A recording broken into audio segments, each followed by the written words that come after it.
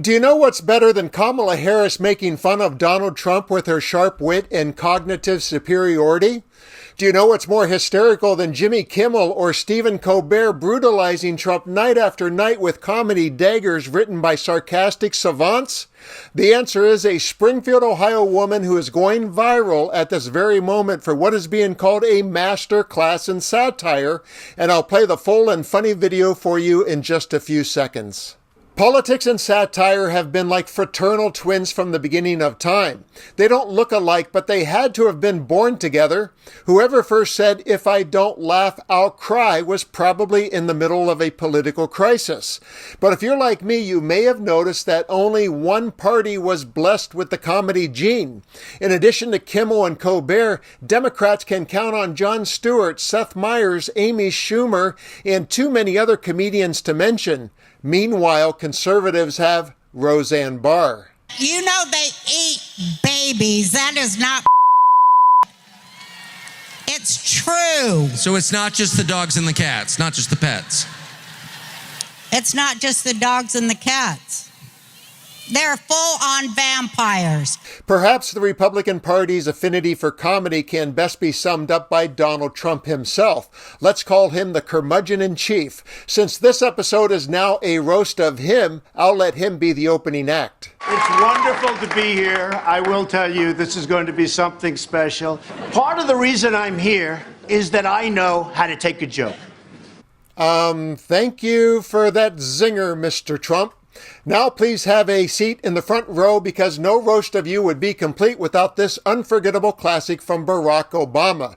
Please have a listen and laugh all over again, and please stick around for our headliner, the lady from Springfield. And don't forget to tip your waitresses and bartenders. Donald Trump is here tonight.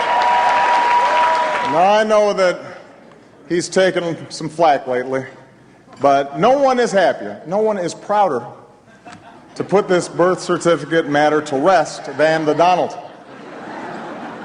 And that's because he can finally get back to focusing on the issues that matter. Like, did we fake the moon landing? What really happened in Roswell?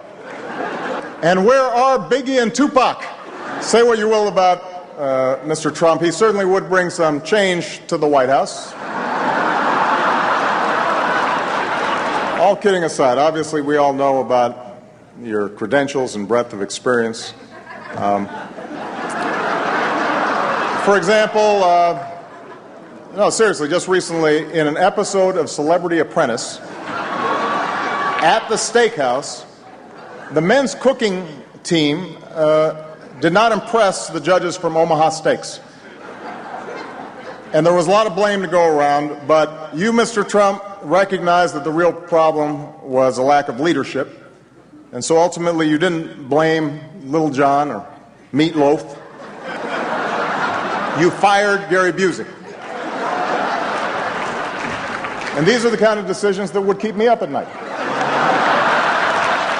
And now for tonight's headliner. You might know her from the Springfield PTA, or maybe her recent introduction into the Instagram political satire Viral Hall of Fame. Here she is with tongue-in-cheek and jokes that surely flew over many heads wearing red caps.